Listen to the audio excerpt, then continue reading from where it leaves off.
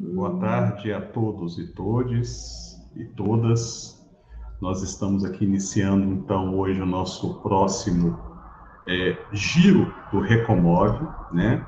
O Recomove, para quem é a primeira vez que está aqui com a gente, é um coletivo do Movimento Moane, criado em agosto de 2020, e começa, então, o seu quinto giro, que tem como objetivo ressignificar modos de viver e educar, né? Reconfigurações contínuas do modo de viver e educar.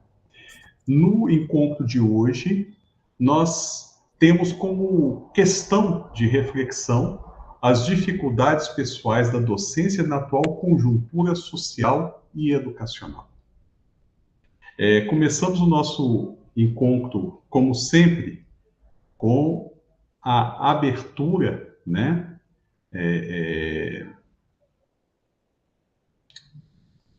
De um vídeo que foi autorizado pelo grupo Canto Cego, a música Vida Rendeira, que eu partilho com vocês agora.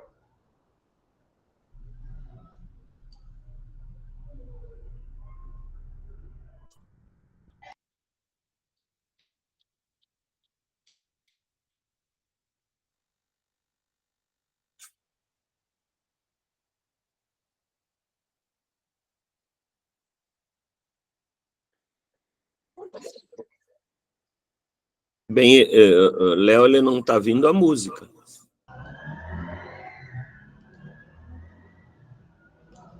Eu também não escuto nada.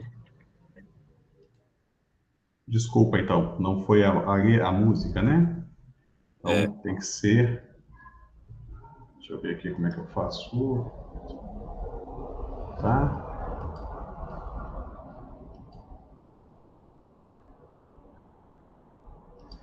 Ah, tá, perfeito. Deixa eu só um segundinho que eu vou resolver isso. Conflito de sistemas. A música estava tocando no Chrome. Agora vai.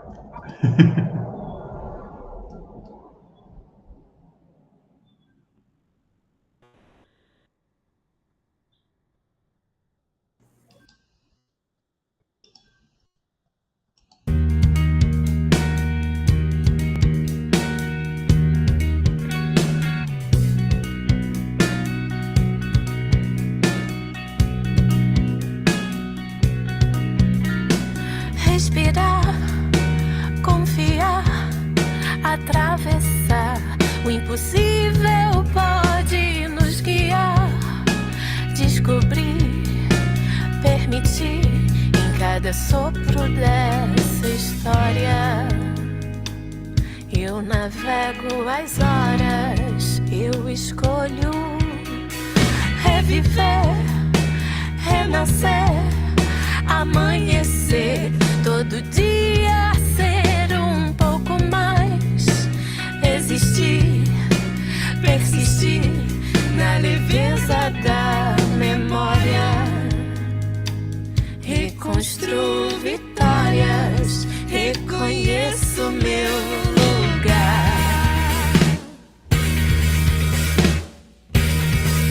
Eu escolho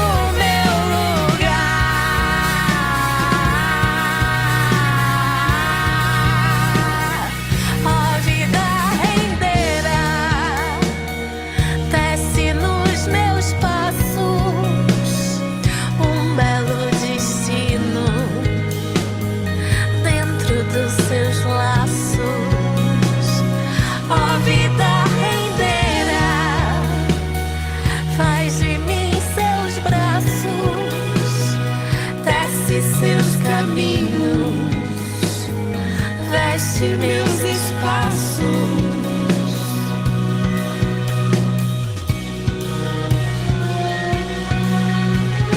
Mergulhar, desabar, flutuar. O invisível pode nos tocar, pressentir, evoluir da janela que se abre, se avista um paisagem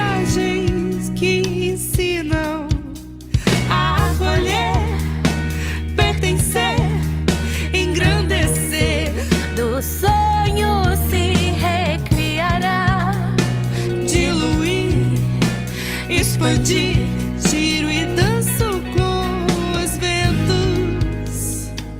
Eu aceito meu tempo, reinvento meu lugar.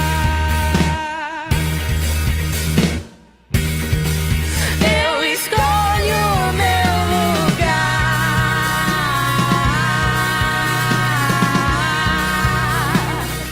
A vida renderá, desce nos meus passos, um belo destino dentro dos seus laços.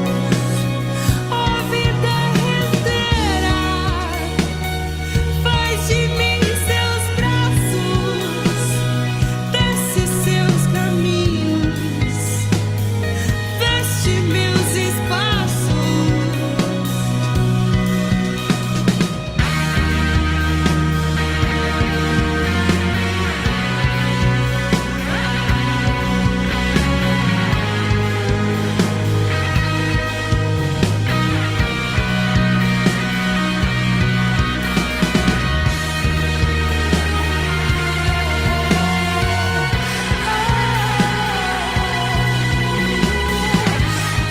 espaços. A vida renderá, desce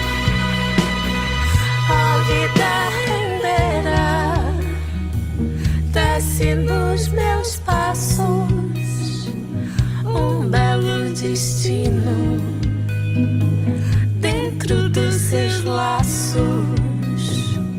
A vida renderá, faz de mim seus braços, desce seus caminhos, veste meus espaços. A vida renderá, desce nos meus passos, um belo destino dentro dos seus laços. A vida renderá.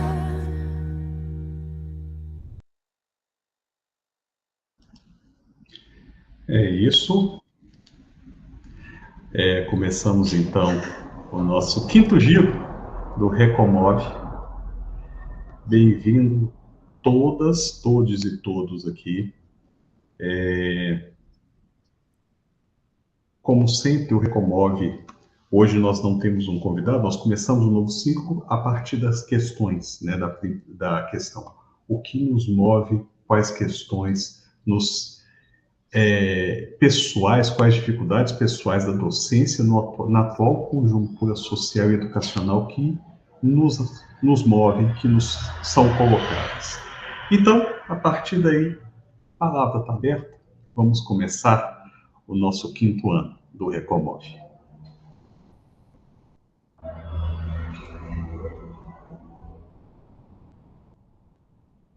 Valdo, a palavra está contigo.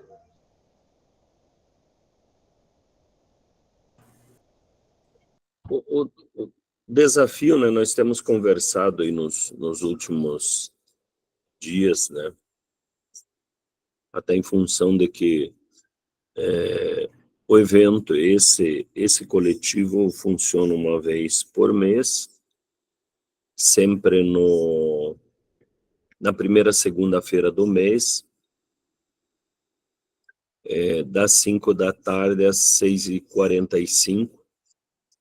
Nós procuramos, ao longo da caminhada, né, não há um horário ideal, mas nós, como a maioria são professores e mudam, né, em função de suas agendas, nós procuramos pegar o final do turno da tarde antes do início da noite, porque muitos são professores, muitos que têm participado nos anos anteriores são professores à noite.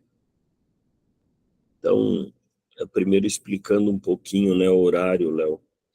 E como fica gravado, depois quem não consegue participar, assiste, comenta, interage, sugere, contribui, põe suas opiniões.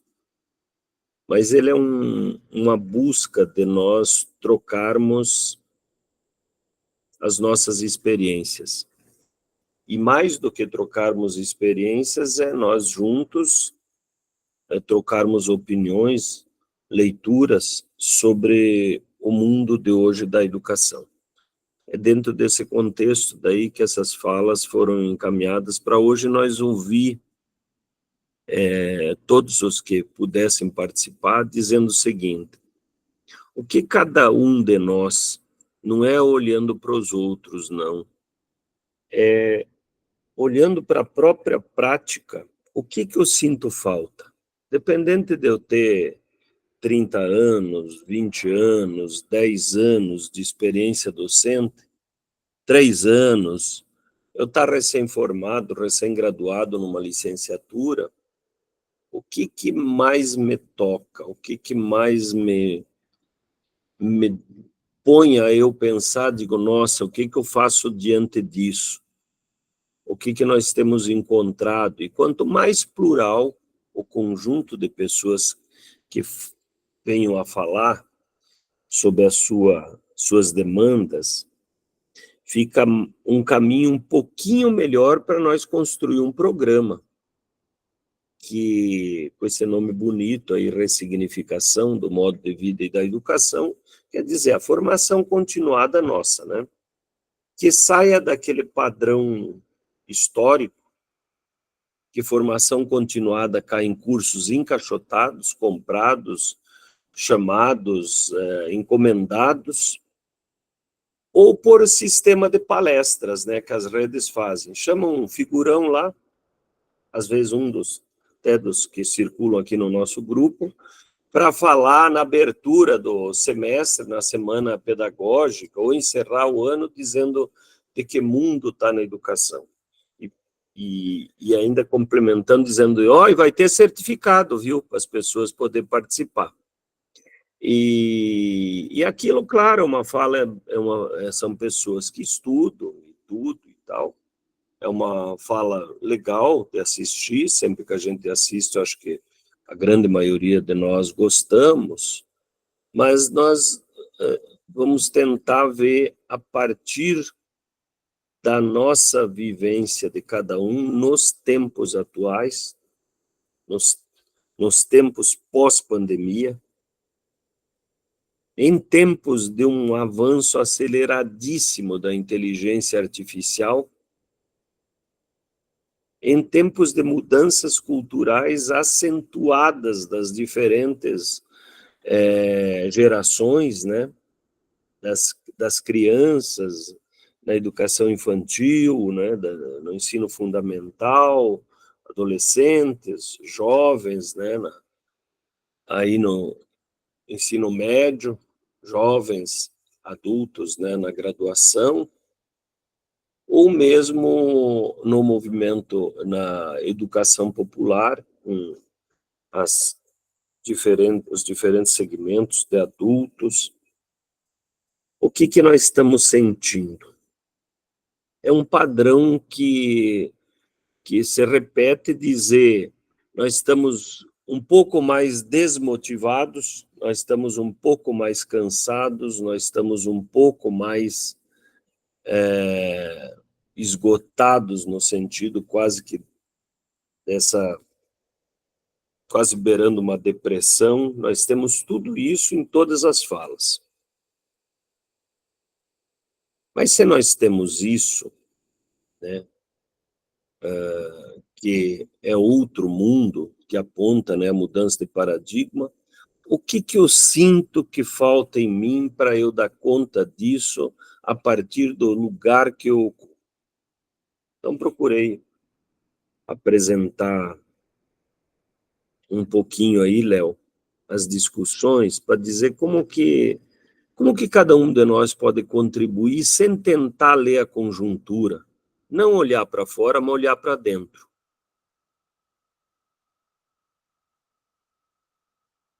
Não sei se está aí uma estudante ainda, acho que está, porque o meu vídeo cabe poucos, né? Eu não configurei para caber mais, mas estava aí a Luísa. A Luísa é caloura da geografia lá do litoral, e eu, nas quintas-feiras, estou com eles, agora a última semana, e eu dizendo, puxa, Os professores, né, estão meio reclamando da pouca, são jovens predominantes ali na faixa dos 8 anos, da pouca participação. Eu não quero ler os professores, eu quero ler eu. Eu tenho me esforçado muito, sempre. E a gente cria uma expectativa de que tem uma participação maior. Mas eu digo, mas isso não é diferente do que foi para mim 10 anos atrás, 20 anos atrás, 30 anos atrás. Eu já tinha essa expectativa sempre que eles fossem mais interessados, participassem mais, desenvolver várias alternativas e tal. Então, de minha parte, o que eu sinto falta, sim, é trocas com quem está no fronte, com fronte parecido. São dois caminhos que, para mim, poderiam melhorar no meu olhar aquilo que eu faço. Uma pegando ali, né? Nesses últimos anos tenho participado muito com o Valentim, numa forma de docência compartilhada. A gente entra, vive no litoral, tem essa docência compartilhada, e nós temos isso quase como uma prática lá de alguns professores, embora fosse do projeto pedagógico como um todo. A gente conversa muito antes da atividade, do módulo, né, lá, disciplina é módulo, no durante, conversa depois e, inclusive, com alguns alunos. E isso tem me preparado melhor e tal. Agora o Valentim está no Nordeste. Eu tenho feito um pouquinho com o Mengarelli, que eu atuo num módulo com ele, mas faz falta fazer isso. Então, o que falta é os professores da minha instituição, alguns ao menos, ter esses espaços. Não é a troca, como é no Recomove, que já é boa. É lá no fronte. Nós não atuarmos mais sozinhos. Eu digo, eu quando atuo sozinho, acabo vivendo da minha experiência. Ano que vem vou fazer 50 anos de atividade, mas sempre falta uma leitura transversal, compartilhada, trocada. E agora, até por causa das andanças, também sinto falta de ver com as outras instituições, mas não no vídeo, presencial isso. A vinda do Léo durante uma semana no litoral é um exemplo disso. O Léo, do mundo dele lá do Instituto, e nós pudemos viver uma semana junto e discutir muito.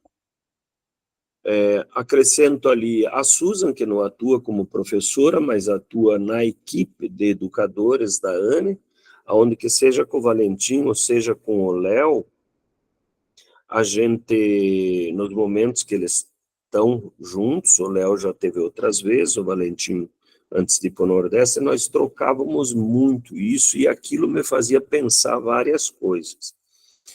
Então, o que eu mais sinto falta é pôr na agenda outras pessoas, ter outras pessoas, que a gente possa pensar sobre esse mundo que nós não conhecemos ele, e nem poderia ser diferente, que se avizinha, aonde que entra espaços de inteligência artificial, tudo isso aí, e não é fácil. E, por outro lado, quando a gente procura pessoas, elas dizem, tudo bem, parece a música lá do Sinal Fechado, né, do Paulinho da Viola. Vamos nos encontrar, nós nos falamos, vamos nos encontrar por aí, vamos ter um tempo, vamos dedicar um tempo, e não conseguimos dedicar tempo nenhum. Então, eu procurei exemplificar com o meu caso primeiro, porque conteúdo eu vejo, outras coisas, troca experiências e tudo isso, né? Eu estou procurando ver o que poderia me ajudar melhor em tempos que é mais fácil ficar em casa quieto, às vezes, e ficar triste, e dizer amanhã eu estou melhor e vou para frente.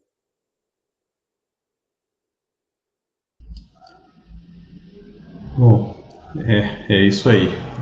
Você está falando aí, Valdo, eu vou lembrando da nossa conversa, né? Que a gente teve há pouco tempo sobre essas questões de espaço, de construção das nossas relações como docente. Eu fiquei pensando em mim. Estou fazendo 25 anos na docência. E olho para mim e fico pensando o que eu preciso, o que eu busco no que eu faço como docente, né? Que caminhos estão sendo trilhados por mim. E aí eu olho para trás e falo, quem que era a pessoa que lá, com 20 e poucos anos, começou a trabalhar na docência? E é bem isso, assim, muito só, sempre muito só. Eu tinha uma questão, assim, de um colega chegar e falar, assim usa o mimeógrafo. Não esqueça de fazer chamada todos os dias.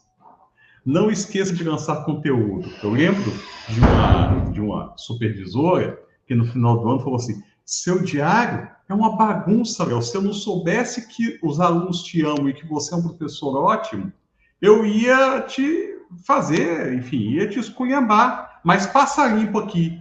A minha primeira expressão, passar limpo o diário. Não sei se alguém já passou por isso. Pegar um diário em branco, depois de um ano inteiro e passar tudo ali. Esses dias eu até estava conversando com um colega meu que falava exatamente isso comigo, assim. Léo, você lembra quando a gente inventava a nota para os alunos? Porque a gente nunca importou a nota. Importava era o sujeito. Então, literalmente, quanto que eu vou aqui? Não podia repetir 10 para todo mundo, né? Tinha essa regra. Você não podia colocar 10 para todo mundo. Aquele velho argumento, ninguém é nota 10, mas enfim, por que não? E eu sentia falta, sempre sentia falta no início de me responder a pergunta, o que afinal de contas é ser professor? Professor. Quem que eu era? Depois que eu fui lendo, para que eu sou isso? Qual que é meu ser e existência? Aí, acho que aí entra muito que eu Valdo. Eu só consigo me ver e me sentir quando eu tô com a gente, né? Acho que teve uma conversa que eu tive há pouco tempo com alguém aí no litoral, nas entrevistas do doutorado, que a pessoa falou: olha, a gente precisa de religião. A pessoa falou: a gente precisa de religião na vida. Não no sentido de igreja, mas no sentido de objetivo, né? Mas não é um objetivo só. Na hora que a pessoa fala para mim religião, eu penso em algo que tem sentido de irmanar, né? De levar a gente para uma ação conjunta. E aí, só para fechar aqui essa minha fala, nessa conversa eu estava falando com o Valdo Volta, você não tem nem o que falar, você está afastado do doutorado, você está fora de sala de aula. E a primeira coisa que veio na minha cabeça quando a gente estava conversando isso foi: será que eu quero voltar para a sala de aula? Daquele espaço em que eu vou ser um e vão ter 40 sentados na minha frente para ter aula de história, conforme a BNCC, dentro dos institutos federais que tem que manter a régua lá em cima, né? Que são os melhores do Brasil. Porque eu vou voltar, eu vou, tenho certeza. Mas que educador eu estou buscando? Sabe, essa pergunta fica para mim. Paula, contigo. Duas coisas. Primeiro, boa tarde, né? Muito bom estar com vocês aqui. Quando eu vejo a questão da dificuldade, eu parto de uma necessidade, que é de estar junto. Eu tenho a necessidade de trabalhar junto, pensar junto, conversar junto, fazer junto. E aí a dificuldade vem disso, né? Que desde que eu estou na universidade onde eu trabalho, é um exercício de formiguinha de conseguir, assim, já eu tenho um grupo com quem eu trabalho junto e sou muito feliz por isso. E desde que eu comecei no Recomove, a pergunta, né, que o Valdo sempre comenta, que eu trouxe aqui desde o início, era como envolver outras pessoas, quem não está nem aí para trabalhar junto. Né? Continuo nesse trabalho de formiguinha de minimamente convidar as pessoas que estão mais, de alguma maneira mais próximas ou que com quem eu me encontro pelos corredores para fazer a docência junto. Apesar daqui não ter essa possibilidade, regimentalmente não podemos, somos proibidos de fazer docência compartilhada. Né? Isso é... Quando eu descobri que isso não era permitido, né, porque é entendido como duplicidade de carga horária, né, assim, a gente estar dois professores com o mesmo grupo de estudantes, não pode.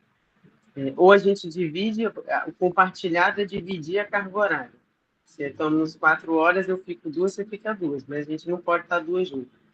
Ou a situação, o que a gente consegue fazer aqui, às vezes se eu tenho minha turma, o outro professor tem a turma dele em horário que coincide, é juntarmos as turmas para fazer alguma atividade conjunta com 2 turmas. Né? Mas isso não é nem fácil nem trivial. Nós vamos tentando a cada semestre fazer isso, o que é possível conjuntamente. E mais particularmente, né, há um ano, é a maternidade junto da docência. Né? O desafio da maternidade dessa, como é que eu posso dizer? Ser mãe e ser professora, ao mesmo tempo, aqui agora, tudo misturado. Esse é um outro baita desafio. Passo a palavra. Paula, é quase como assim, nós tínhamos no litoral para a docência um bebê conforto e um apoio dentro das coisas para os bebês. Então, na tua fase atual entra isso, né? Mas é evidente que é muito mais complexo e mais amplo que isso, né? Mas já é um passo, né, Valdo? Aqui, só fazendo um parênteses sobre essa questão, que é uma demanda também apresentada pelas estudantes, mães, de que a universidade como um todo, especificamente o campus onde eu trabalho, não tem nenhum tipo de acolhimento aos filhos, né? Nem no restaurante universitário os filhos não podem entrar. Assim, porque o restaurante é limitado, fechado, ele justifica por uma questão de logística, de alimentação e tudo, limitado a funcionários, estudantes, professores e tudo. Né? Mas se você estiver com seus filhos, aí estudantes, mães, que estão com seus filhos, que de repente têm que levar seus filhos, porque não tem com quem deixar, e aí vão se alimentar no restaurante universitário, e nem se quiserem pagar, né? Pelo menos por enquanto não pode. Isso já foi motivo aqui de uma discussão bem grande. Mas essa questão da maternidade e a discência, a maternidade e a docência, especificamente a maternidade e a discência, é um tema recorrente em semanas, em reivindicações dos estudantes, das estudantes, que não tem apoio nenhum. Passo a palavra. Celso, habilite seu áudio. 4 anos de pandemia, a gente... O Paulo, você está na estadual ou na federal do Ceará? Estadual. Ah, tá. A federal tem o custódio, que é o nosso reitor, né? Que Pois poderia ajudar. é. Tá. Ajudaria, mas por aqui, assim, não que o reitor aqui não eles acolhem até a demanda, mas acolhem sim, escutam a demanda, mas daí a transformar em uma ação, ainda o caminho bem devagar, esse passo para lá. Eu não sei se tem mais alguém com a mão levantada, porque eu não estava vendo. Não estou vendo. O Celso Celso, você ia falar? Não? Então, Auricélia, até onde eu sei, acho que é a Auricélia que está com a mão levantada. Vai lá. Eu quero só dizer que já tivemos alguns problemas aqui na Fafidã, no campus de Limoeiro do Norte, onde eu e Paula trabalhamos, mas hoje as crianças até 10 anos já podem fazer refeições no restaurante universitário. Podem? Então, assim, Não sabia. Ótimo, saber. Depois houve... você estava de licença, eu acho, na época que houve um caso lá que deu uma repercussão danada, e aí houve um movimento maior das estudantes, inclusive de Fortaleza também, e aí, pelo menos aqui, não sei se existe legislação não, mas de fato as crianças até 10 anos podem entrar com as mães para fazer as refeições no RU. Só esse esclarecimento. Auricélia, eu não sabia e ficava pensando como é que eu ia entrar com a minha bebê de 1 ano, né? E agora eu sei que eu posso. Obrigada.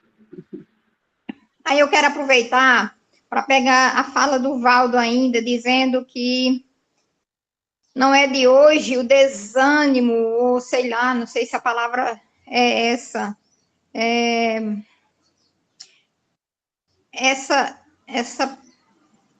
esse estado de paralisação da juventude, que na minha época era bem diferente, a gente participava de muito mais coisas, e assim, a gente vai para a universidade esperando que os alunos que chegam na universidade venham com muita sede, com muita fome, e parece que isso não acontece, né? Então, isso é uma coisa que não diz respeito só ao setor de educação, mas é uma coisa geral, né? Em todos os aspectos, não é só relacionada à escola, à universidade. E quando a gente fala em trabalhar em conjunto na universidade, é uma coisa muito difícil. São poucos os que querem, e mesmo assim, os desencontros de horário, de cidade, onde moram e tudo mais, dificulta bastante. E aí onde eu digo que, nesse sentido, aí a gente ainda conta mais com os alunos do que com os colegas. Quando a gente mobiliza os alunos, quando a gente consegue tocar, a gente faz algum movimento. Ainda mais do que com os nossos colegas. Era só. Célia, mas o que você sente mais falta? Nós estamos olhando para dentro de nós agora. Se você eu sinto falta do trabalho coletivo, porque eu fui uma pessoa que, desde muito jovem, começou a trabalhar coletivamente em escolas e depois em movimento de política, movimento de casais, movimento de igreja. Então, assim, o trabalho coletivo me faz muita falta. Sinto muita falta do trabalho coletivo. E aí, quando chega uma Paula, né, a gente se anima porque tem com quem a gente conversar, trocar algumas ideias, caminhar um pouquinho, mesmo que a gente não consiga fazer muito. Mas a gente tem alguém para nos escutar e para compartilhar as ideias e os trabalhos e as ações.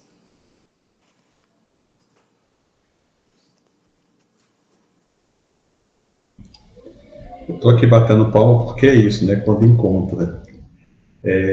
Felipe, está com a mão levantada, companheiro. Auricélia, mais alguma fala? Não, por enquanto é só. Então, Felipe, contigo. É bacana porque eu estou numa atividade que acabei de chegar em casa E mais tarde já tem outra atividade, estou aqui me mexendo e escutando. Posso dar um pitacozinho? Auricélia, parece que aí tem um centro espírita que consegue conversar com o Lauro de Oliveira Lima, que é da terra, né? Eu tenho uma diretora de escola aqui, que o nome da escola foi dado pelo Lauro de Oliveira Lima, né? Escolinha Reinações. E eu, inclusive, fiz cursos com essa diretora, com os filhos do Lauro, em Fortaleza. E, assim, antes dessa escola começar, nós passamos 3 anos estudando, antes do primeiro dia de aula. Isso é muito legal. Muito bom, porque foi um tempo de preparação para depois a gente colocar em ação, né? O que vinha pensando. O sonho. Meus 3 filhos estudaram nessa escola, meus 3 netos estudaram nessa escola. Ainda tem 2 estudando. Felipe, Valentim, Gisele. Oi, gente. Oi, gente, boa noite. Boa noite não, quase boa noite. Aqui já está escuro, a gente fala noite aqui. No inverno fica a noite mais cedo, né? Tem uma coisa que me é muito grata, assim, desse coletivo, eu carrego comigo, assim, com muita alegria. Tenho até citado essa semana, no final da semana passada, até citei isso num trabalho aqui coletivo, que é a visão de educador, né, sobre mim mesmo. Como me considero, como me entendo como educador. Um processo difícil, um caminho complexo para chegar, vamos dizer assim, nessa paz de espírito, de ficar tranquilo nessa posição. Quando a gente fica lutando com esse lugar, a gente meio que, ou a gente não entende, ou a gente luta, mas a gente não incorpora ele. Aproveitando que o Celso falou de centro espírita, eu estou usando uma linguagem espiritual aí, Celso. Mas, o que eu sinto falta é a qualificação desse trabalho coletivo. Já fui falar 2 vezes do trabalho coletivo, acho que o Valdo falou do encontro, e a Auricélia falou do trabalho coletivo. Eu sinto uma falta de qualificação, que mesmo quando eu estou no trabalho coletivo, e não são muitas vezes, as falas, o entendimento pedagógico, educacional, é muito pequeno dentro da universidade, dentro dos doutores e especialistas que nós temos na universidade. Então, assim, do lugar onde eu estou falando da realidade onde eu trabalho, não estou fazendo nenhuma transposição, estou interno. Sinto dificuldade de tratar de um assunto e vejo que a visão, às vezes é até difícil, assim, é tão distante do que eu entendo, que aí acontece uma coisa super complicada, eu me calo, mas não porque eu não tenho compreensão sobre o assunto. Mas sabe aquela sensação de que não vai alcançar aquilo que... Não é uma questão, né? Não vai alcançar ainda. E essa sensação de que precisa percorrer um caminho para se alcançar, para a gente começar a ter uma conversa pedagógica, uma conversa educacional, é o que eu sinto falta. Então, eu sinto muita falta. Assim, em alguns momentos eu consigo me posicionar. Assim, é dicotômico. Apesar de eu estar me sentindo fortalecido quanto educador, eu me sinto esvaziado quando eu estou no coletivo pelo esvaziamento dos outros educadores. E isso me dá um desconforto muito grande, né? Não sei se eu consegui. Se quiser dar um exemplo, posso até pensar mas é mais ou menos isso. Super perfeito, Felipe. Super. Ayrton, a palavra está contigo. Oi, boa tarde a todos, todas. Eu lembrei de uma situação, então, assim, remete um pouco a conversa aqui, mas foi quando o estágio de docência da licenciatura, meu último ano de licenciatura na UEL, em Londrina, hora de ir para a sala de aula fazer o estágio de docência. Na época, tinha uma possibilidade de fazer essa regência, ou esse estágio de docência, em dupla. E, assim, na verdade, você tinha que fazer a mesma quantidade de horas, enfim. Quase ninguém fez da minha turma, eu e o Neto, um amigo da época, acabamos nos unindo e fazendo essas aulas do estágio lá, obrigatório, em dupla. E foi para nós, para mim e para o Neto, uma grande experiência, assim, que a gente não imaginava, que a gente já era muito amigo, e a gente fala disso até hoje, como aquele estágio nos animou para ir para a sala de aula. Foi impressionante. A gente falava empolgado para todo mundo da educação, na nossa sala lá da licenciatura, ninguém entendia, falava que isso tipo, né, os nossos colegas só vendo problemas, ou muitos estão vendo dificuldades, e nós nos encantamos com a nossa parceria, com o nosso momento com os alunos. A gente tinha esse olhar humano para o sujeito também, mesmo sem teoria de educação libertadora ou transformadora. E agora, assim, a vida inteira eu tratei aquele momento como algo fora da curva, como algo diferente, uma exceção inalcançável, porque eu não conhecia nada sobre dar aula em conjunto, sobre lecionar com outro professor. E agora, escutando aqui, eu descobri que é isso que eu sinto falta também, já que é possível, eu sinto falta. Aquele momento foi incrível, e serviu, e foi útil, e foi, assim, quase mágico para o meu início de trabalho como docente, né, no ensino básico, mas que, como eu disse, por desconhecimento, por ignorância, por tudo, eu tratava isso como uma exceção muito longe. E a escutar vocês agora, eu, então, respondo a pergunta agora, acabando de ter a noção, acabando de descobrir que sinto falta de dar aula, ou lecionar, ou, enfim, desculpa, talvez as palavras não sejam as melhores. É isso.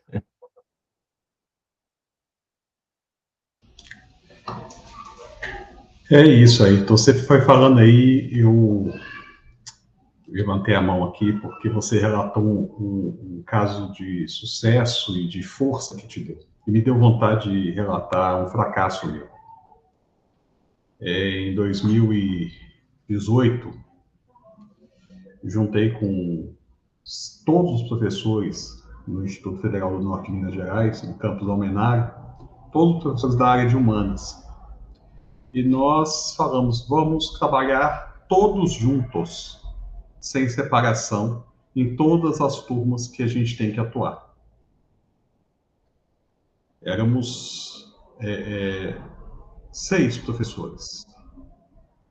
4 professores e 2 professoras.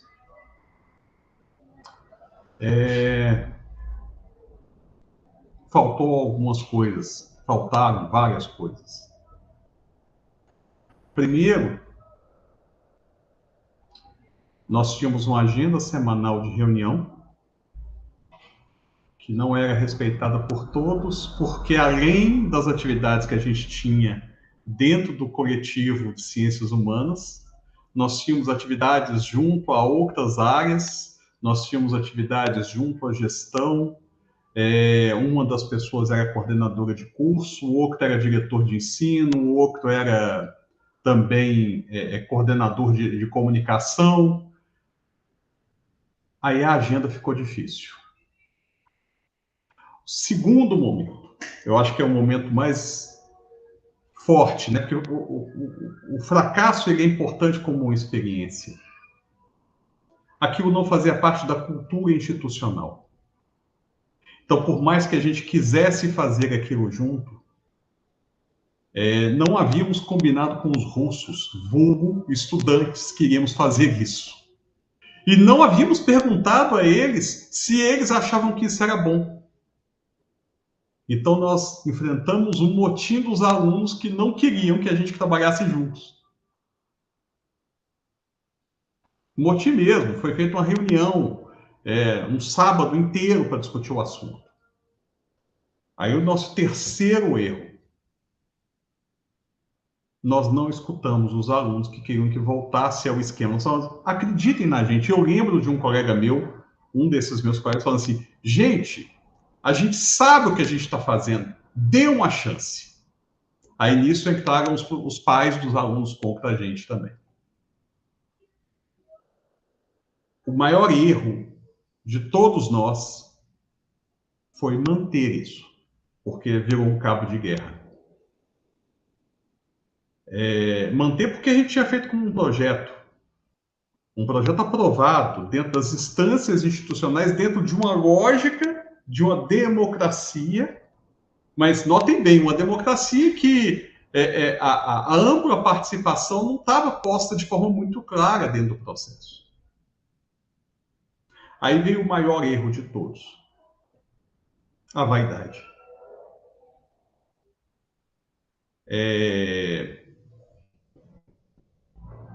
A vaidade que fez com que, dentro do grupo, que é uma outra coisa muito importante, você não pode forçar a unidade.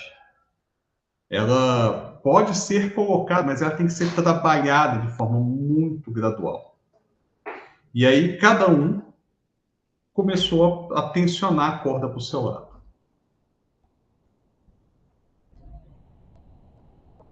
Foi uma experiência de fracasso que a gente carrega, mostrando que, para mim, esse fracasso, ele me ensinou muito, sabe? Ele não estava dentro a primeira questão dele é que ele não estava dentro de algo que a comunicabilidade dele era muito clara. Havia um acordo institucional, havia clareza dos profissionais de que aquilo era um caminho positivo e salutar, mas o processo de organização dentro de uma instituição que tinha características tradicionais, a cultura institucional foi muito mais forte do que o desejo dessas pessoas.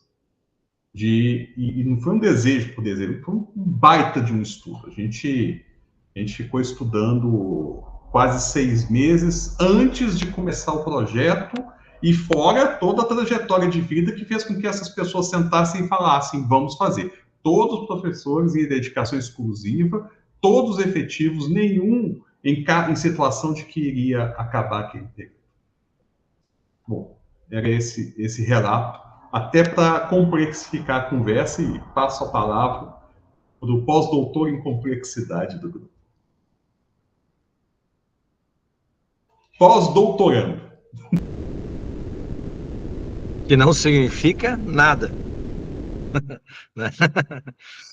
Bom, eu vou tentar aqui voltar à questão inicial, que é olhar para dentro, né? O que eu sinto falta para tentar dar conta de um movimento educacional no qual possa produzir um sentido para mim, como educador, e ao mesmo tempo que eu possa oportunizar que outras pessoas consigam se ressignificar e construir algum sentido, né, no processo. Claro que quando a gente olha para a gente corre o risco de encurtar a distância entre o que se deseja e o horizonte, né? E, ao mesmo tempo, quando se olha para os outros, corre o risco de a gente distanciar um pouco mais. Parece que há uma distância, então, entre o que a gente sonha e deseja e entre o que os outros fazem e sonham e desejam, né? Que tanto é que a gente tem dificuldade de se afinizar e vai dizendo que sente falta do coletivo, né?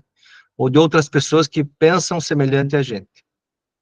Eu estou dizendo que eu sempre senti muito falta de saber um pouco mais, para além daquilo que eu achava que sabia. Eu sempre desconfiei do que eu sabia.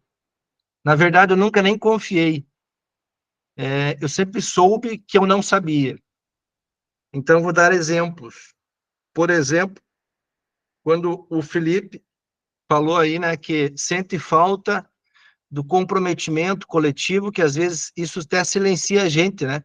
Quando você vai para uma reunião e tu diz, eles não sabem sobre isso, e parece que só eu sei, né?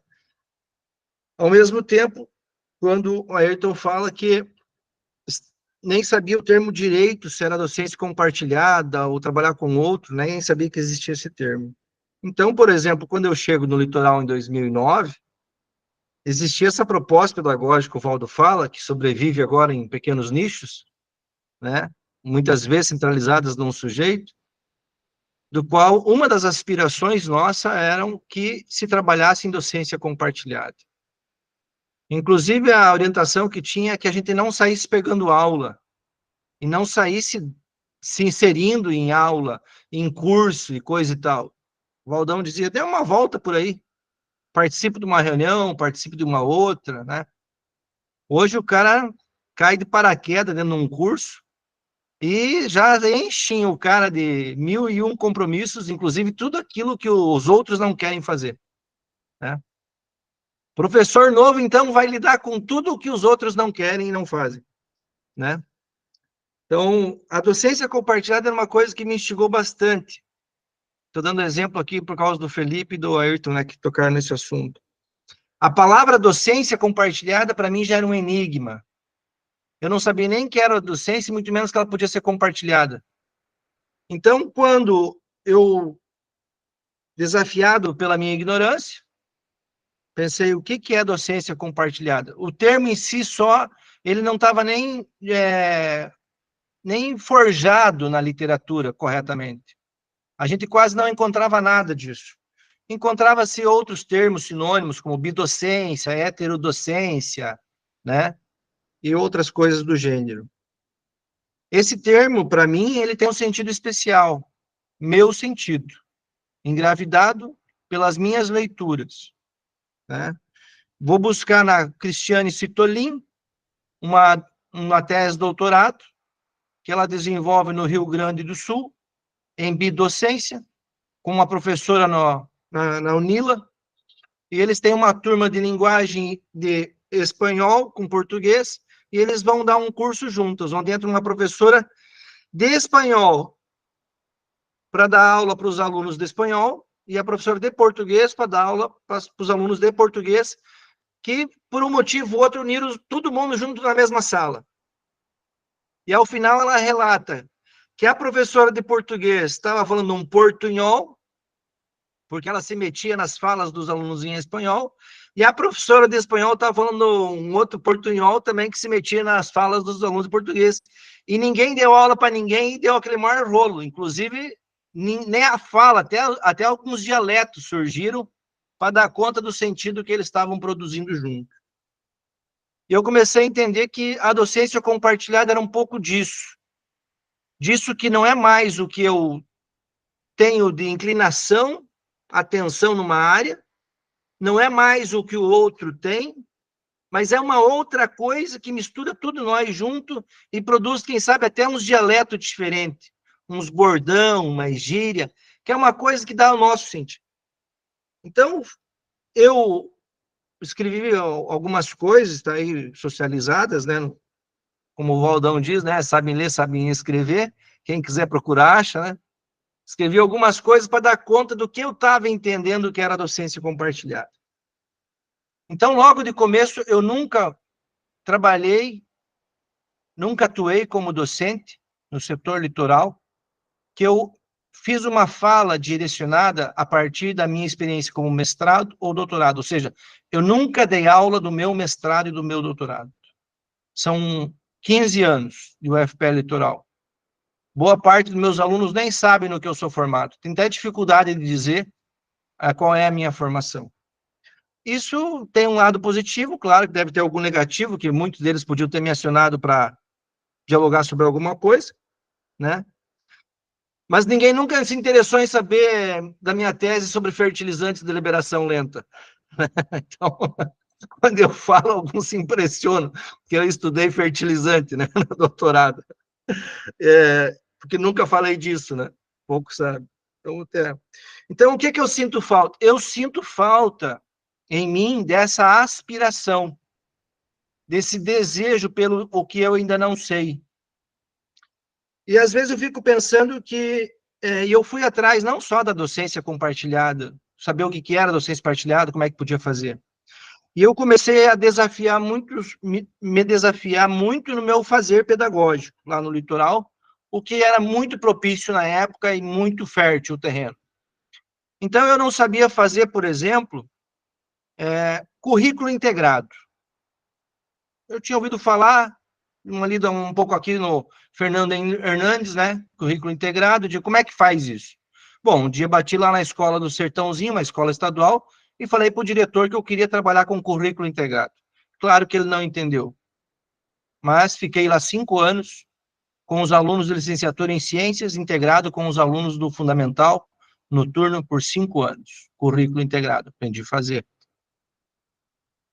Junto comigo estavam uma professora da Universidade Federal do Litoral, colega minha de curso, e mais a professora responsável pela turma de ciência da escola, docência compartilhada. Compreendi que quando você trabalha com docência compartilhada, integrado na escola, você resgata o papel de formador docente do professor da escola, que parece que é só um professor universitário que tem autorização. Então, você diminui o isolamento daquele professor da escola, aproxima-se o professor da universidade da escola, aproxima o professor da escola da universidade, tudo com currículo integrado.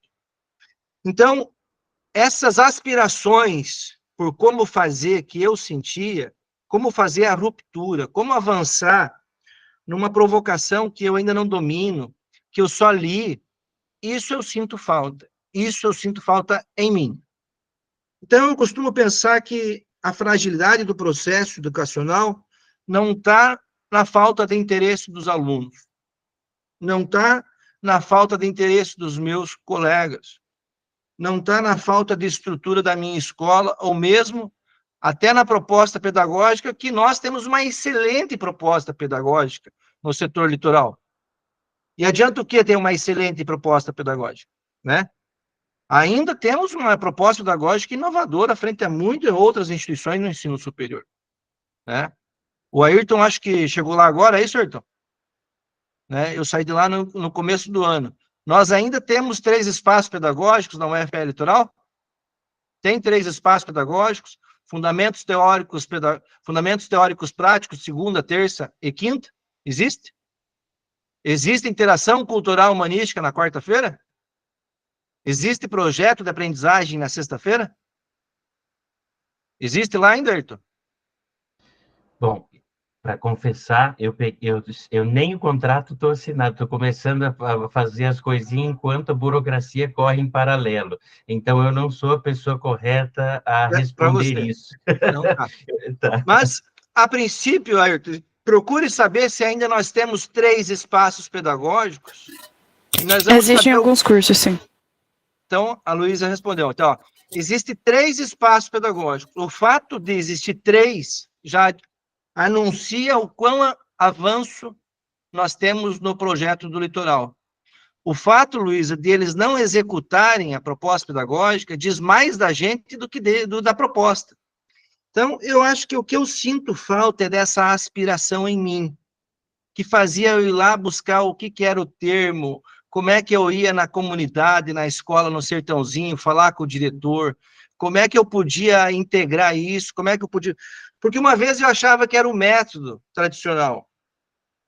Tudo bem que o Descartes bota, né, isso à prova, né?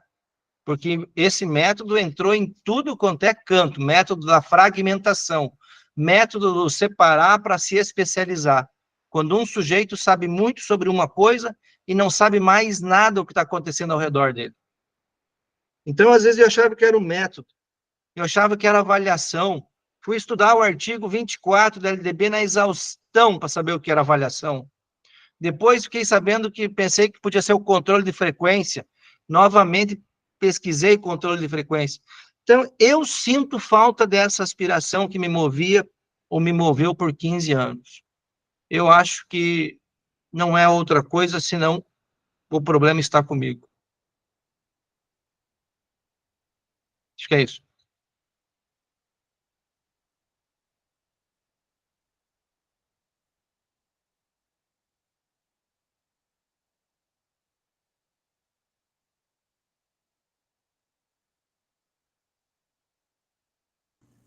Léo? Quem está na vez, Léo? Agora você, Valdo. Desculpa. A minha fala é aditiva, bem pequena, bem curta, porque eu acho que o Valentim recolocou a questão de hoje, né? Do que eu sinto falta. De certa forma, nós podemos produzir um diagnóstico coletivo rico dos tempos atuais de como é que anda a educação. Mas o desafio hoje é nós dizer do que eu sinto falta. Para dar conta desse diagnóstico, por pior que ele seja. Como é que eu me preparo para isso? Quero dar as boas-vindas aqui, né, para a Cleide, que está aqui. A Cleide é presidente da UNAS, e a a Claudinha, que é do apoio pedagógico, lá da UNAS, e hoje à tarde, no começo da tarde, nós estávamos discutindo exatamente isso. O que os educadores da UNAS, aquele mar de educadores, de 70 unidades, né, sentem falta? Nós podemos ir lá falar as coisas mais lindas do mundo, mas do que cada um sente falta? Eu acho que o Valentim trouxe agora de volta o que ele sente falta. Que cada um de nós podemos dizer motivação. Assistindo às Olimpíadas é dito assim, o cara entrou motivado, entrou com muita vontade, entrou querendo fazer a diferença.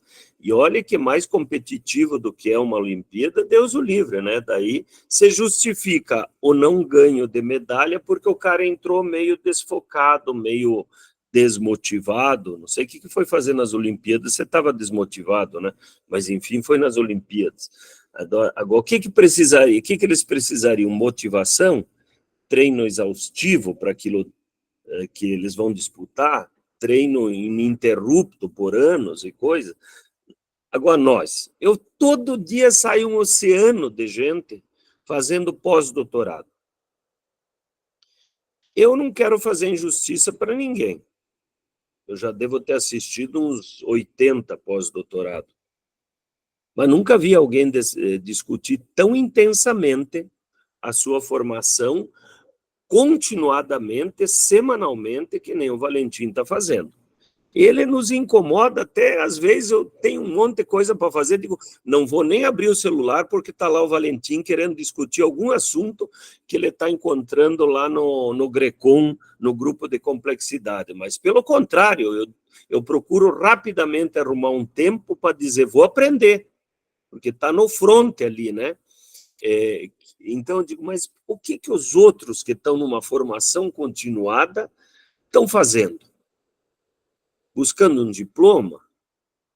Agora, veja, nós tínhamos a licença sabática e temos ainda na educação universitária. Que tipo de busca as pessoas que estão buscando essa licença estão fazendo hoje para dar conta da conjuntura atual, dos desafios atuais? Nas redes, algumas têm, às vezes, né, licença para estudos.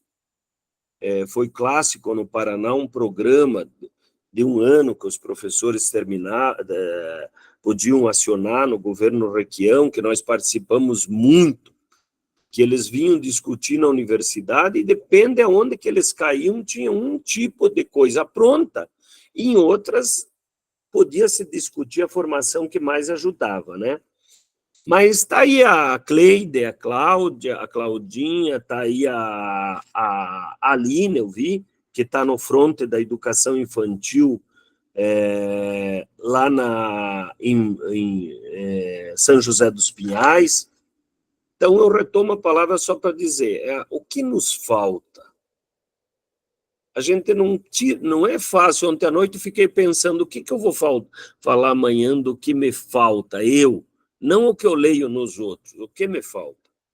Eu acho que esse diagnóstico nós temos que pôr para frente, forte, em cada um de nós, porque é na soma das expressões nossas que nós vamos conseguir ver qual é o melhor movimento que nós podemos fazer nesses espaços formativos, ou nas convivências, ou nos interinstitucionais, para nós ajudar a sair desse desafio gigantesco que nós estamos vivendo, tá aí. É quase como um desaprender, né, que nós fazíamos, e que o Marcos falava no sábado, o Marcos de Arujá, Celso, teve presente sábado, citou muito de como você direcionou ele para a ANE, na ANE 1, que ele participou ativamente, ele foi dar o exemplo dele, ele falou muito no desaprender. Nós temos quase que desaprender tudo aquilo que nós aprendemos e as nossas práticas para buscar o que nos constitui para esses novos tempos. É isso que eu retomei a palavra só para dizer, mas o Valentim já tinha, de certa forma, colocado, né? Porque a tendência nossa é rapidamente cair no diagnóstico. Tá bom, mas diante do diagnóstico, o que eu acho que me ajuda? É um desafio. Aline aí, quer falar, Aline? O que te ajuda atualmente? A Aline, a Cleide, a Claudinha, os que estão no front, a Gisele, a turma quieta aí. Oi, posso falar? Pode. O Léo que manda, mas ele está quietinho, ele está escondido lá. Nada, estou aqui, mas acho que deixar as pessoas falarem, Aline, depois a Gisele. Pronto. Nossa, ouvindo vocês, só vai aumentando a minha lista, né? O que eu preciso estudar mais? Ai, gente, o que o Felipe falou me tocou profundamente. Parece que as coisas estavam meio perdidas na minha cabeça e ele conseguiu organizar para mim. Eu me sinto pessoalmente motivada e me sinto orgulhosa da minha motivação, mas as pessoas do meu entorno, por causa do que a Maria falou, né, da dificuldade do trabalho coletivo, as pessoas do meu entorno que acabam me silenciando. E essa questão do trabalho coletivo que o Valdo tanto repete, né, que como é difícil. E é aquilo, né, Valdo, a transformação vai se dar pelo trabalho coletivo, mas o despertar é individual. Né? Então, eu tô buscando esse despertar. E a motivação que eu tenho, eu não consigo passar para as outras pessoas, porque motivação é algo interno. Então, a gente fica numa encruzilhada mesmo, né? A dicotomia de sentimentos é essa mesmo, né? Você se sente motivado, você se sente engajado na busca por essa luta, por uma alternativa, por uma nova educação. Mas o que te puxa? A gente tem até um termo aqui em casa, um dizer que fala assim, eu tô andando de freio de mão puxado. Desculpa, meu filho tá dando risada aqui. Tô andando de freio de mão puxado, né? Você anda, mas algo te segura, algo tá te... 2 passos para frente, 1 para trás, 2 para frente, 1 para trás. E a gente falou aqui bastante no nosso município sobre, não sobre a docência compartilhada, mas sobre o aprender em companhia, o como isso é importante, e que os professores se apoiem, né, para aprender em companhia. Mas a gente não consegue fazer esse movimento ainda, sabe, na minha unidade, né, eu falo na minha realidade, aquilo que eu sinto.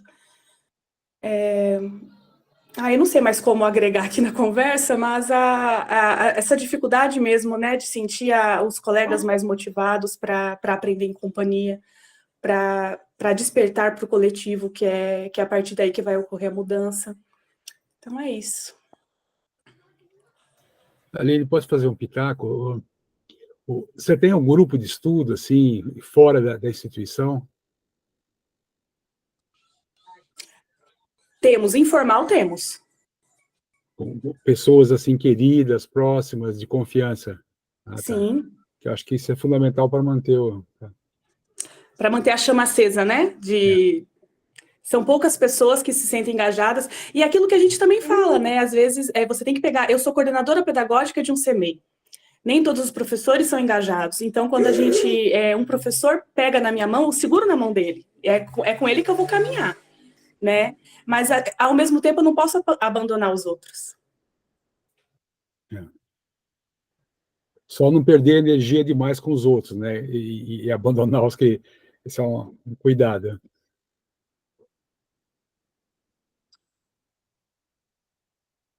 Gisele, acho que é, né? Gisele? Posso? Boa tarde, boa noite, né? Todos, todas. Para quem eu não conheço ainda, meu nome é Gisele, sou aqui do Paraná, trabalho no Instituto Federal, sou zootecnista, né? Então, assim, trabalho com cursos, né, de diferentes níveis, trabalho com superior de agronomia, trabalho com médio, um técnico em agroecologia, e agora fazendo uma experimentação enquanto docente, um trabalho com mulheres, num programa do governo federal, que chama Mulheres 1000, que são mulheres que não têm ainda, muitas não têm o ensino fundamental. Então, assim, uma das minhas dificuldades, né, que foi colocado lá no começo, realmente como professora me desafiar, né, numa linguagem que alcance aí, né, essas diferentes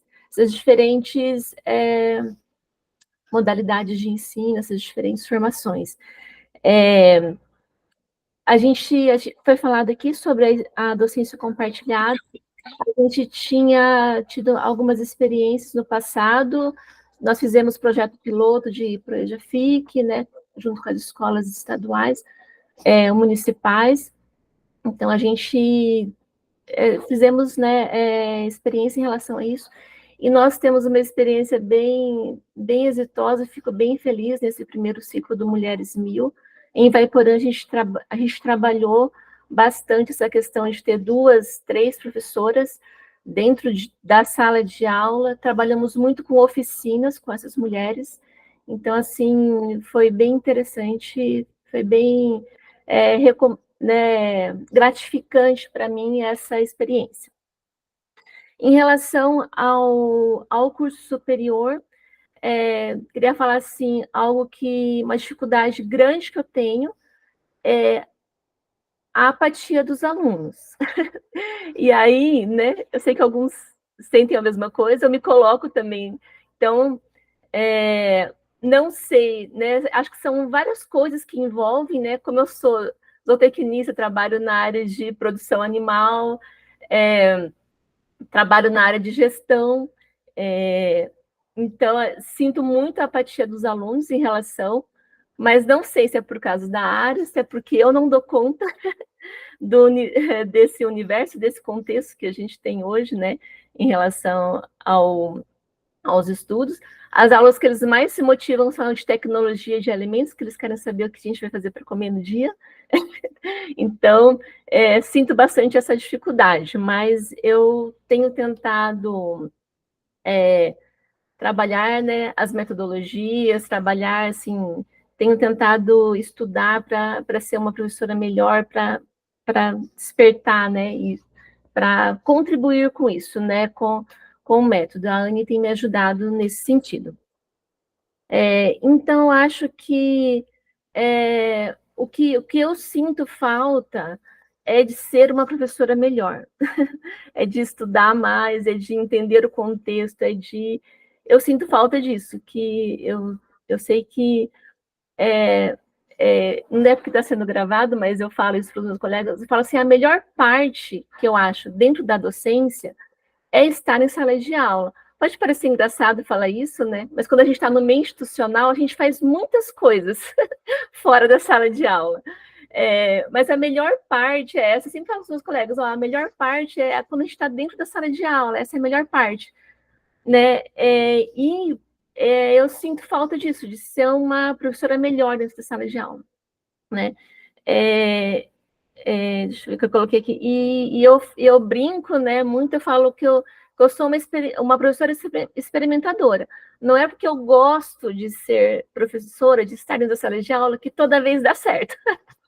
Tem vezes que não dá certo, daí porque cada turma é diferente, né, até quando a gente fala assim, educação, existe interação humana, né, entendendo que eu também sou humana, né, e né, quando a gente vai trabalhar alguns conteúdos, a gente está diferente de um ano para o outro, a turma é diferente, então, assim, eu fico experimentando coisas, às vezes dá certo, às vezes não dá certo, mas o que eu mais gosto é de estar em sala de aula, né, e eu sinto muita falta também dentro da minha instituição, e que eu encontro aqui na ANE, são os momentos coletivos de diálogo, né, de colocar, de formação, não sei se a gente usa essa palavra, formação, mas de estudos, né, de trocas, então sinto muito falta disso dentro da instituição, e é o que eu encontro na ANE também, que é algo que tem me ajudado, né, que com certeza tem contribuído para esse meu, né, refazer, né, repensar docente, que eu estou nesse processo. Acho que é isso. Obrigada. Léo, tá na escuta, Léo? Eu acho que é a Cleide e a Claudinha, tinha a Carla também escrita, mas não vi mais ela. Cleide, vai você. Acho que o Léo está na lida com a filha dele lá. Não, eu estou aqui, também na ida. Agora é a Clau. A Clau, depois a Cleide e depois a Carla. Tá. Oi, boa noite, tudo bem? Compartilhar aqui a fala com a Cleide. Não sei se a Cleide quer falar primeiro, senão eu falo e depois... eu sou a Cláudia, estou, né, trabalhando lá no Heliópolis, mas eu tenho uma história, né, com o Heliópolis, não sou de lá, mas tenho uma história com a comunidade, com a UNAS, há mais ou menos aí uns 19 anos, de vários projetos, trabalhos voluntários, escrever projeto, e eu acho que falta tanta coisa na gente, né, enquanto ser humano, é difícil a gente pensar numa coisa específica, né, assim, mas eu acho que, para mim, hoje seria, talvez, o estudar mais, e aí eu vou muito pouco na linha de mobilização, né, como estudar mais para mobilizar as pessoas, um pouco Bernardo Toro, né, através das suas vontades, né, como mobilizar essas vontades, porque eu tenho um reconhecimento da história, né, da UNAS, enquanto uma história muito, muito linda, uma história de luta de várias pessoas, principalmente mulheres, né, de reconhecer essa história como uma história mobilizadora de muitas políticas públicas, de muita gente engajada, né? E aí eu vejo tanta coisa brilhar e, de repente, eu não consigo, né, talvez mostrar para as pessoas esse brilho de uma história que existe lá, né? Talvez porque as pessoas também estão ali na sua lida, no dia a dia, e, de repente, elas estão, né, fazendo seus trabalhos, mas é isso, de como mostrar que tem uma história, que tem uma memória, que é uma memória viva, né? E que não para perpetuar essa memória, e que novas pessoas se engajem nessa memória e reconstruam essa história também, construindo com outras pessoas, né? Num processo bem freiriano, né? De aprendizagem na prática ali no território. É nisso que eu fico pensando, né? Todos os dias. E, nesse momento, eu trabalho diretamente com a primeira infância. Nós temos lá 17 centros de educação infantil e eu faço um trabalho, tento, né? Mas quero muito que seja, né, um trabalho coletivo, né? A gente tenta fazer as escutas dialógicas, né?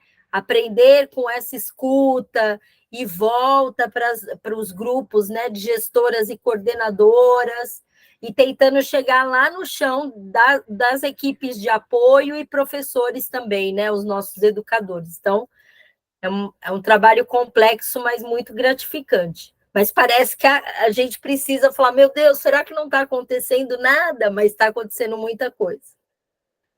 É isso. É uma parte, isso é uma parte, né, mas... direcionando aqui para não tomar todo o tempo. E prazer, Valentim, de te ver. Adorei que você citou o Bernardo Toro, eu sou fã do cara, quase nunca ninguém fala dele. É um pouco por aí, né? Mobilizar essas vontades, esses desejos, né? Talvez essa é uma inquietação mesmo. Raramente alguém fala Bernardo Toro. O cara é um gênio. Passo para a Cleide agora. Boa noite a todos e todas. Bom, primeiro agradecer esse espaço, Valentim, enfim, né, Valdo, mas, enfim, vocês, cada vez que vocês vêm aqui para o Heliópolis, nos fortalece, sabe?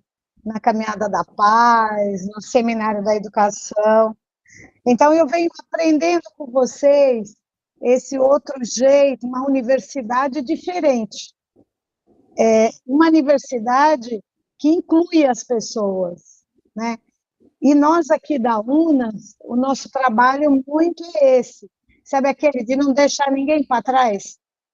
E eu percebo que essa universidade, quando vocês falam desse jeito, vão pensar assim, das dúvidas.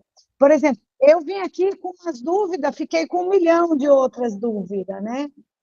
E é isso que eu acredito nessa educação que dialoga, enfim, né? Que não sai disso, tipo, eu sou a dona da verdade, eu agora sei tudo. Minha grande questão, uma das, né? Essa da Claudinha também é minha. Para mim é o seguinte, a gente trabalha aqui em torno de quase 5.000 crianças. E a gente trata uma realidade muito difícil. E o que eu vejo muitas vezes e me preocupa, da gente ser, como que eu quero dizer? A gente tem as pessoas formadas e eu vejo que eles tem algumas pessoas que excluem, sabe? Excluem os diferentes, né? Essa dificuldade de trabalhar com os diferentes, né? Então, meu grande medo, na verdade, é esse, da gente tornar, nós somos uma organização de base, da gente tornar uma empresa, sabe? Essa que vai olhar os números e para a gente vai ser bonitos números. E a gente vai estar deixando muita gente para trás, né? Então, essa coisa de professor, eu acho que me preocupa. Bom, mas enfim, acho que falando muito, dizer assim, agradecer muito por a gente estar nesse espaço, mas a minha questão, acho que maior é essa. Como que a gente pode pensar numa formação, junto com as pessoas, como vocês estão falando isso, mas para a gente não desistir das pessoas, sabe? Das pessoas que mais precisam, das pessoas que estão sendo excluídas por aí. Eu digo aí, menino de medida socioeducativa, crianças que têm qualquer tipo de dificuldade, TDAH, enfim, né? Da gente desistir desse povo, sabe? É isso, obrigada. Tem alguém inscrito? Acho que a Cláudia estava escrita aqui. A Carla. Carla, a palavra está contigo. Antes que caia. Boa noite. Desculpa a demora, mas eu estava no trânsito. Eu peguei as 3, 4 últimas falas e aí eu ouvi justamente da minha colega, justo da Aline, tão perto, né? E com desejos tão próximos e que a gente nem tenha tempo de falar assim, nossa, na viagem a gente sonha a mesma coisa. As coisas que me faltam parar de sonhar tanto. Eu sonho pra caramba. E eu tenho um desejo enorme de voltar a ativar o FEIPAR, de estar de volta no FEIPAR, no Movimento Interfóruns pela Educação Infantil aqui do Paraná. Tenho um desejo de desenvolver um grupo aqui em São José. Já falei algumas vezes com o pessoal de lá. A gente já tentou há 2 anos atrás, mas a gente precisa de gente para sonhar junto, né? Porque estudar, eu até estudo, mas sozinha é uma coisa. E quando a gente estuda com mais alguém, a gente se ajuda, né? Mais de uma cabeça pensando é bem melhor. Então, eu tenho essa falta. Eu tenho falta de pessoas comigo estudando. Eu sinto essa falta. É isso.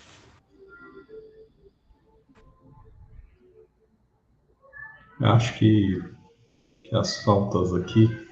A Cláudia está com a mão levantada. Cláudia, a palavra está contigo.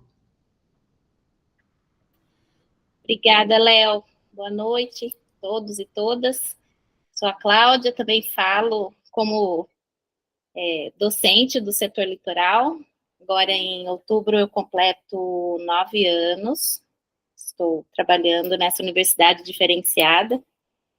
E eu fiquei pensando, né, escrevi bem grandão aqui no meu caderno, dizendo que nos falta. Também peço desculpas pelo atraso, o meu computador não estava querendo ligar.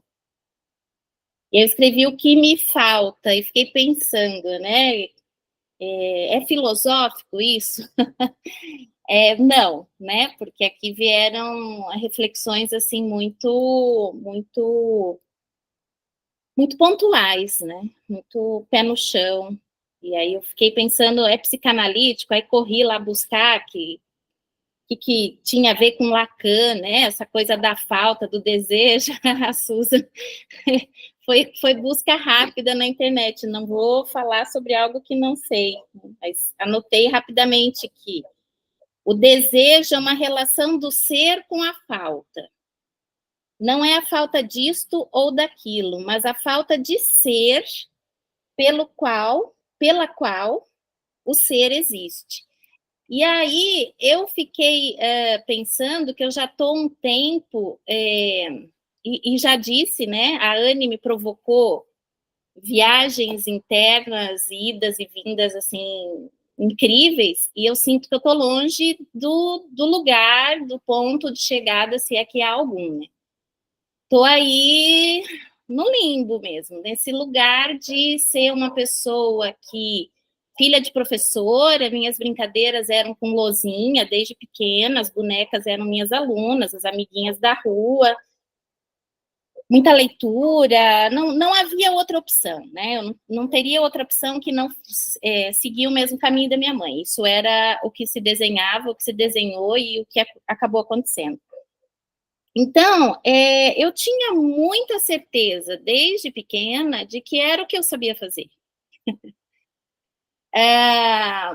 Então, a falta de ser pela qual o ser existe, quando eu digo que eu estou no limbo, eu estou nesse não lugar, já não é de hoje. E aí, quando eu ouço, né, as pessoas falando das faltas, assim, com tanta certeza, eu vejo que elas estão muito à frente de mim. E que ao não conseguir nomear essa falta, eu sinto que eu ainda estou longe, quando eu digo assim, não sei onde eu vou chegar, aonde eu vou chegar.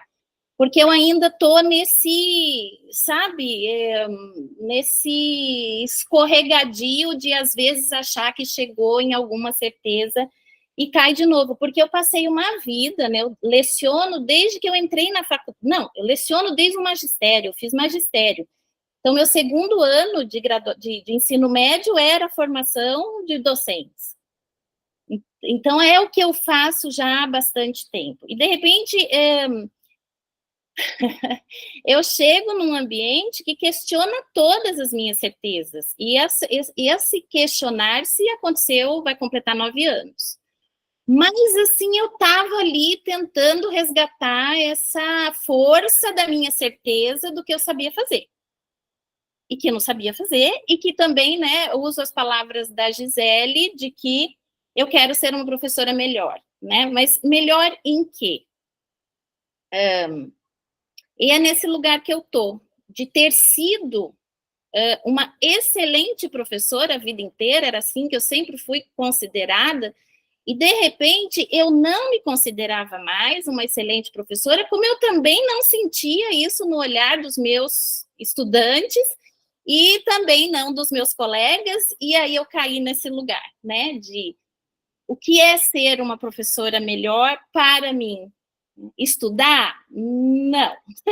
Talvez estudar outros assuntos, como eu tenho estudado desde que eu cheguei aqui na ANE, 1 ano, né, agora em agosto faz 1 ano.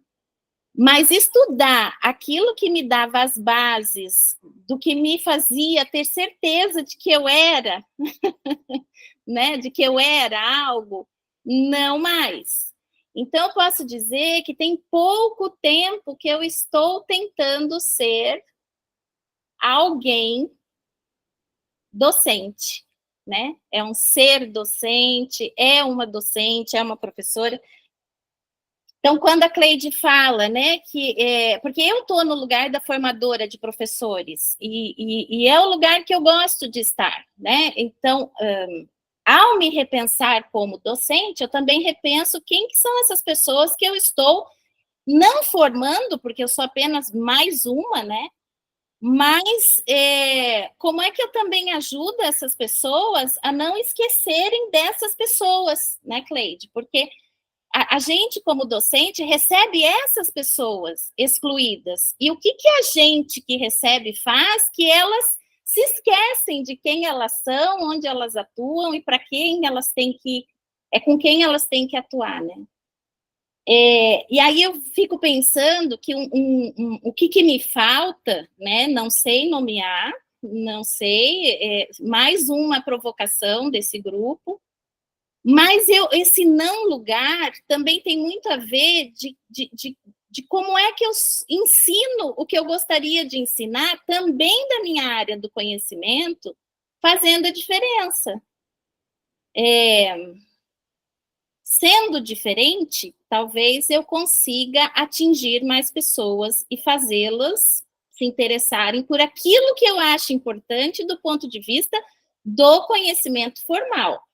Porque do conhecimento não formal, das relações, das questões espirituais, eu tenho, assim, me enchido, não enchido no sentido de estanque, mas eu tenho me alimentado, e isso tem transbordado no meu jeito de viver, que eu acho que vai acrescentar para as pessoas. Então, eu tenho tentado me tornar uma pessoa melhor, e a partir dessa pessoa melhor, interessar as outras pessoas, mas que queiram também aprender aquilo que eu gostava de ensinar, que eu achava que era, assim, muito importante. Então, o que é que me falta? Se eu consigo rascunhar isso, é o caminho do meio, né? Como é que eu continuo valorizando aquilo que me constituía e que eu achava que eu fazia muito bem, né? Que era a minha área do conhecimento, sou professora de língua portuguesa, de gramática, estudos do discurso, gosto disso. E como é que fazer isso, que as pessoas se interessem e vejam que isso faz sentido na vida delas e na própria docência, né? Porque eu trabalho com uma licenciatura. É isso, obrigada por me ouvirem, pela oportunidade. Obrigado por falar, Cláudia. Obrigado a todo mundo aqui. Eu estou saindo aqui com muitas perguntas. Isso é importante. Valentim, a palavra está contigo. Eu lembrei de um termo que o Celso escreve, né, da Cláudia falando, um docente decente, né? O Celso escreveu outro dia um texto. A gente precisa ser docente decente, né? O que é esse docente decente que o Celso falou? Acho que é isso, Cláudia. Eu acho que é esse ser que busca na docência a procura por se fazer melhor, né? O cuidado de se fazer melhor sempre ele corre o risco de melhor para quem, e melhor no quê, e melhor para quê, e assim por diante, né? Eu quero socializar um pouquinho também, fui provocado pela fala da Cleide e da Cláudia, que é assim, outro dia eu fiquei pensando nessa, né, era uma pergunta semelhante a essa que nós estamos discutindo, o que falta, o que a gente sente que falta. Eu fiquei pensando quem é o sujeito que vai promover essa outra educação que nós almejamos que ela se efetive. Quem é que está realmente mais preparado? Eu estava pensando no modelo de educação que nós temos e que nós queremos. Ou seja, no modelo de sociedade, modelo de família, modelo de cuidado de pai com filho, quer dizer, nós nos estruturamos e nos privamos de algumas situações que são fundamentais para fazer as rupturas. Inclusive esse conforto epistemológico de encontrar as pessoas que querem aprender aquilo que eu sei, né? Então parece que as ideias cativas, né? A gente tem uma ideia cativa que aquele conhecimento que a gente domina é fundamental para que outro supere uma fragilidade. E aí eu fico procurando quem é esse outro que pode dialogar comigo para que eu possa ceder para este outro todo o meu arsenal de conhecimento que vai fazer com que ele supere a fragilidade. Eu fui provocado pela fala tua, Cláudia, da Cláudia, e das duas Cláudias e da Cleide.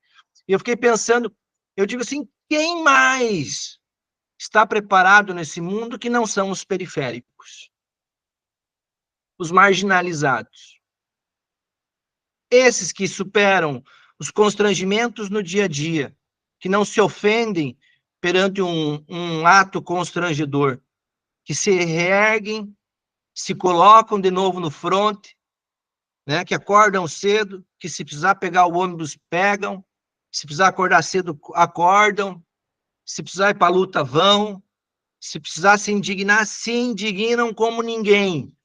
né? Mas pega o líquido da bilis para botar na indignação. Então, eu disse, nós estamos produzindo uma educação que talvez ela caminhe para esse modelo centralizado, urbano, domesticador, que não, sabe, que não trabalha. A Cleide falou, como a gente cuida para não excluir? Talvez são esses excluídos que se superam. Talvez geralmente são esses excluídos que superam em todo. Por isso que quando a gente vê, né, alguém que acende de uma forma fulminante e vai na raiz, aí a gente diz, nossa, era preto, era favelado, se vinculou de um jeito, né, que não teve condições e tal, e a gente fica maravilhado com a possibilidade daquele sujeito. Foi um marginalizado, foi um periférico. As revoluções educacionais deverão, no meu entendimento, ser periféricas. Elas não são centralizadas. Essa escola que tem todo alinhado, que tem todo... Nós nunca tivemos um processo educacional num país que tenha tanto professor formado, graduado, na área de atuação, atuando nos seus espaços. Hoje é difícil você encontrar um professor numa escola que, no mínimo, não é especialista em alguma coisa. 2, 3 especialização é muito comum. Mestrado, doutorado, quer dizer, nós temos um arsenal de professores formados, uma educação que se movimentou, né?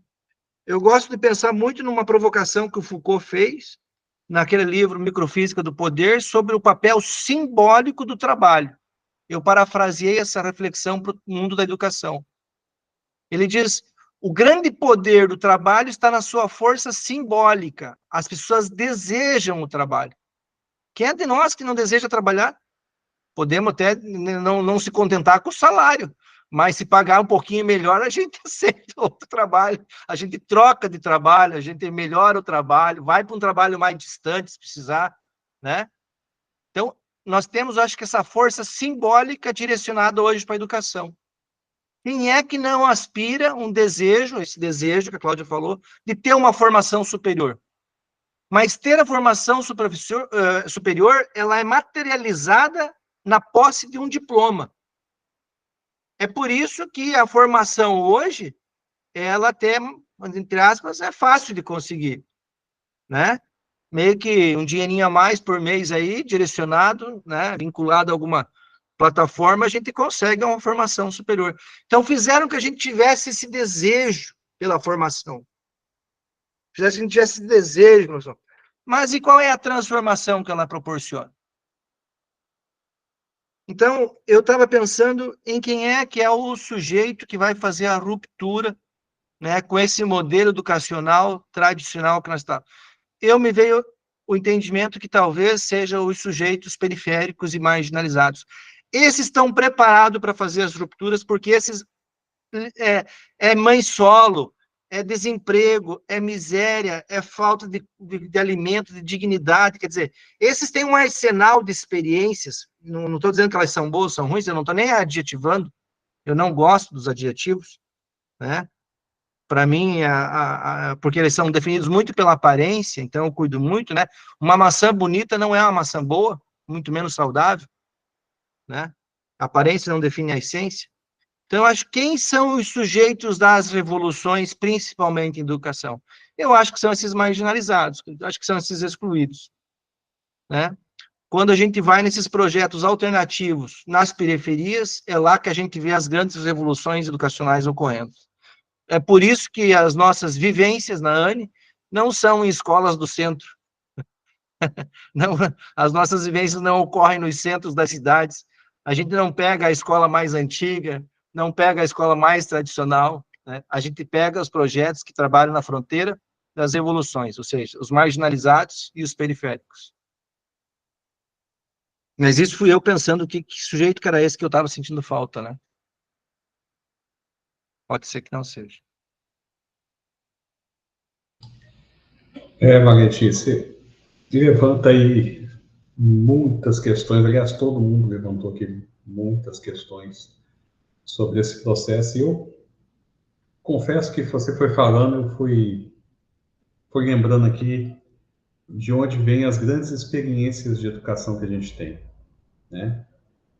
A começar com Tolstói, né? E pensando a situação de crise, de fome generalizada em que ele estava inserido, né? Em que a escola vai ser colocada, Milani, no contexto das guerras, Macarenko, na Léo, só Revolução me Russa. permite interromper aí, né? Tentem pegar o endereço dos projetos alternativos que vocês conhecem, veja se está na avenida principal de alguma cidade. É isso. É isso, é exatamente isso. A grande maioria são de projetos de superação, né? Em que o Estado não controla tanto, ou o Estado não está nem interessado, ou as pessoas estão na periferia e tem que criar mecanismos conjuntos para viver, né?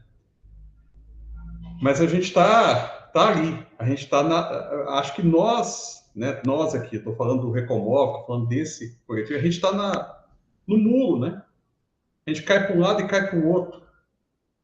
A gente tanto está aqui lidando com pessoas extremamente privilegiadas, dentro de algumas instituições de ensino, quanto com pessoas que precisam e que olham para a gente e falam, olha, nós preciso que a gente esteja junto o tempo inteiro.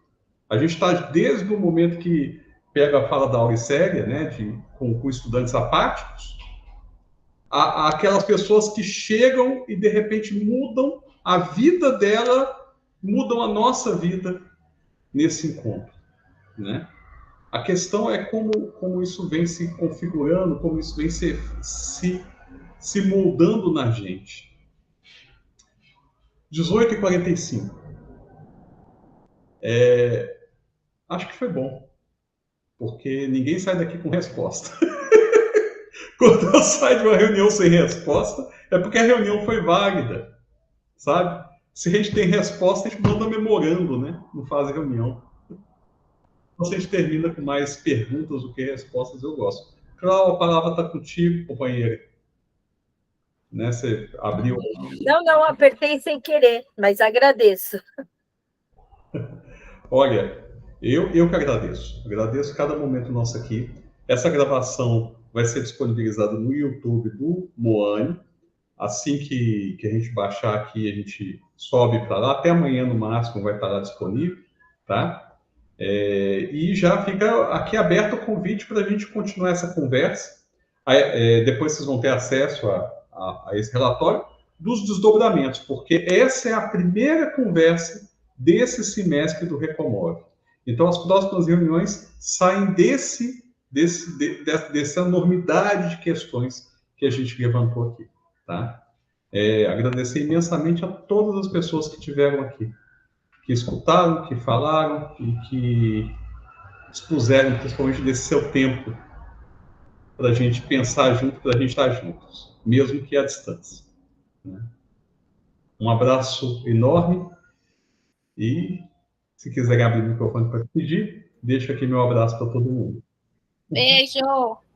Tchau, Beijo, tchau. Obrigada. Beijo, gente. Valeu. Obrigada. Tchau. Até semana. Tchau, obrigado. Ótima semana, gente. Tchau. Samira! Tchau. Aline! Entrei no final. Né? Entrei na hora. Tchau. Entrei perdida aqui.